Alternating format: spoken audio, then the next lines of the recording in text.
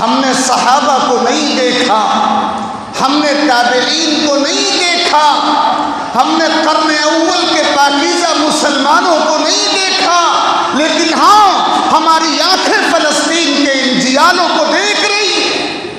ہم دیکھ رہے ہیں کہ کیسے انہوں نے اپنی موت کے سودے کیے ہیں اور کیسے انہوں نے راہ حق میں جانیں قربان کرنے کی جگمگاتی مثالیں قائم کی۔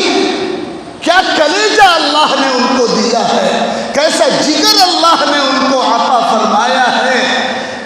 معصوم بچوں کے خاک و خون میں لتپت لاشیں، لہو لہو لاشیں، اور ان کے سرہانے ان کی ماں کھڑی ہوئی ہے اور اس کی زبان پر اللہ اکبر کے نعرے ہیں۔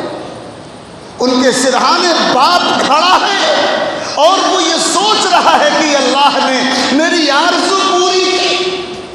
یہ کون لوگ ہیں؟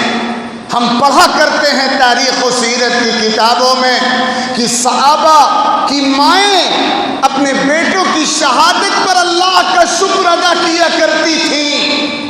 سیدنا حضرت حبیب ابن زید ابن عاصم رضی اللہ عنہ کو نوجوان صحابی ہیں، اپنی ماں کے دلارے اور لاڈلے اور چہیتے صحابی ہیں۔ حضور اکرم صلی اللہ علیہ وسلم نے ان کو اپنا ایلچی بنا کر، اپنا قاصد بنا کر، جھوٹی نبوت کا دعویٰ کرنے والے بدترین شرری انسان مسیلمہ کذاب کے پاس مدینے سے سینکڑوں میل دور یمامہ کے علاقے میں بھیجا تھا۔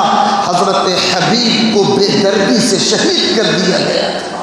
مسیلمہ نے حضرت حبیب کے ہاتھ کٹوا دیے، پیر کٹوا دیے، جسم کے اعضاء کٹوا دیے، شہید کر دیے گئے حضرت حبیب۔ اور جب یہ خبر مدینے پہنچی اور حضرت حبیب کی ماں کے پاس پہنچی تو اس ماں کے بول آج بھی تاریخ کی کتابوں میں روشن ہیں۔ ماں نے الحمدللہ کہا تھا، اللہ اکبر کا نعرہ لگایا تھا، انا للہ و انا الیہ راجعون کہا تھا، اور پھر اگلے 3 جملے اس ماں کی زبان سے نکلے تھے، لمثل هذا اللون ارفعته ولمثل هذا الموقف اعددته وفي سبيل الله احتسبته۔ میں نے آج ہی کے دن کے لیے اپنے بیٹے کو دودھ پلایا تھا، اسی کارنامے کے لیے اسے تیار کیا تھا۔